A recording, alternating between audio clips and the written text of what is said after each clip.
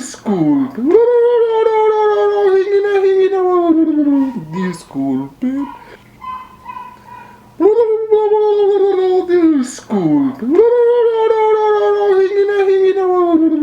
Disculpe.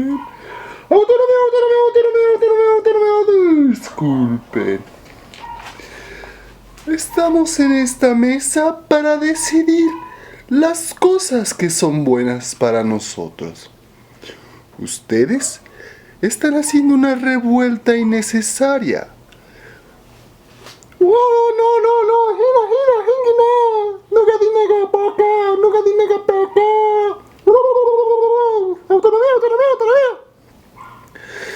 ¿Tú cómo ves, carnal? Esto está muy difícil. Muy difícil. Como que se están peleando por todo. A veces no los entiendo. Unos dicen que sí, otros dicen que no. Se vuelven a montar sobre sus discursos. Parecen piratas. Parecen piratas buscando un botín. Pero ¿de qué es ese gran botín? El esquema que podemos utilizar para explicar lo referente a la ley es en cuanto al origen de la ley. Si la ley es divina, si la ley es regia, si la ley es voluntad del hombre, no importa. De todos modos, la ley va a tener estas características en su análisis sociológico. Restringe, impone, subordina, nos obliga, nos impide reorganizarnos. ¿Por qué nos impide reorganizarnos? Porque la ley va de manera correspondiente, proporcional con el Estado, dado que emergen de un acto de poder. ¿Cuál es el acto de poder aquí? El acto divino, el acto del rey, el acto del consenso, el acto de la organización.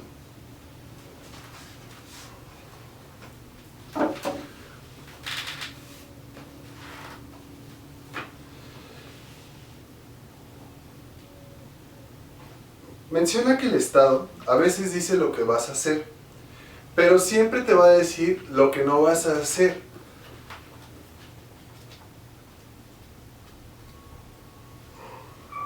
Spencer fue muy categórico.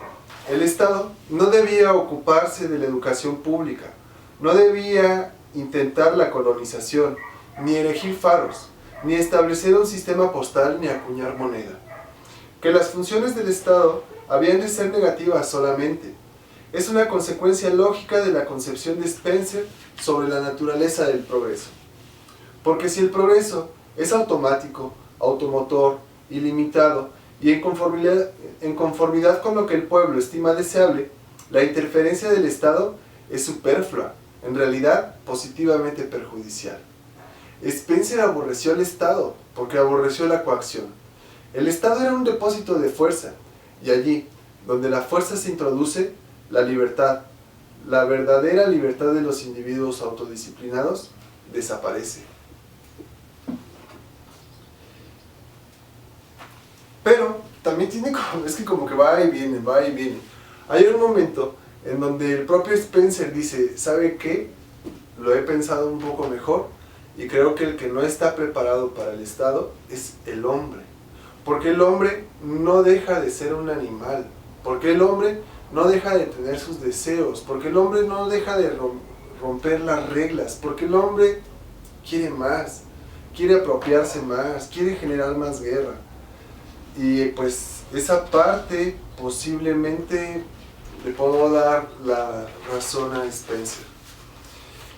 No es que continuemos con este pensamiento totalmente negativo hacia el hombre, es que el hombre no entiende. Pero bueno, por último, un análisis que se comenta mucho en estos libros, tanto de Ramón Soriano como de Juan Abelardo Franco, es la división que hace Spencer en su estudio de la evolución de la sociedad. Señala que en un primer momento las sociedades eran militares, porque las sociedades eran guerreras y tenían la necesidad de defenderse. Estas sociedades militares lo que tenían era una estructura bastante rígida, muy tradicional, con una alta carga hacia la autoridad y que dependía de tu valentía en la guerra o tus hechos de guerra. Eso que te iba a generar un estatus dentro de tus compañeros. Las sociedades militares generalmente son más compactas y tienen una organización judicial y sacerdotal basada en pocas personas. En las sociedades militares no nos importa si quieres cooperar o no, tú vas a cooperar, entonces tu cooperación es involuntaria. Y lo que más se exalta es el colectivo de las personas. Mientras en las sociedades industriales, pues las reglas son mucho más flexibles. Las sociedades industriales tienden hacia la libertad, hacia decir, yo no necesito de una autoridad, sino lo que necesito es el reconocimiento de mi libertad. Eliminan la categoría de estatus y la sustituyen por un contrato. Entonces, como tú y yo somos iguales, tenemos la capacidad de contratar y ser susceptibles de derechos. Las sociedades industriales se van caracterizando por una población mayor en torno a sus diferencias y son más amplias, son muchos.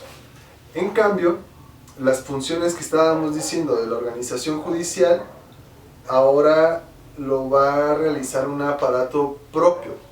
Lo que tenía que ver con los sacerdotes, con el sacerdocio, pues va a desaparecer medianamente, pero va a aumentar lo que tiene que ver con la propiedad privada y con la acumulación. En cambio, en la sociedad industrial, la cooperación es industrial, pero la cooperación es voluntaria porque tiende a saber que obtendrá un beneficio después de su trabajo. El pensamiento es netamente individual. De alguna manera, realizo esta pequeña tablita con la finalidad de sistematizar lo más que se pueda este tipo de pensamiento denominado de Spencer y la distinción entre sociedades. O sea, él como que no les pone bárbaros, salvajes, civilizados. O sea, dice, hay uno como que es más militar y hay uno que es ya de carácter industrial. Se basa en las relaciones de producción, se basa en lo que existe. Sin embargo, identifica que en ambas existe el Estado y en ambas existe el derecho. El derecho en unas va a ser rígido, el derecho en otra va a ser flexible. Va a poder ser arbitraria en la sociedad militar porque es más de costumbre, mientras en la sociedad industrial va a tender a ser libertaria. Como se había señalado, uno tenía que merecerse los méritos de guerra para poder establecer el estatus, mientras acá, como todos somos iguales, podemos contratar. La cooperación es involuntaria, la cooperación es voluntaria. Se exalta el sacerdocio, se exalta la propiedad privada, se exalta el pensamiento colectivo y se exalta el pensamiento individual. Hago nuevamente el señalamiento de que este autor sí fue considerado, sobre todo tanto por Ramón Soriano, pero creo que hemos dicho lo más fundamental. Solamente en algún momento le dice, no es cierto como estabas pensando tu idea.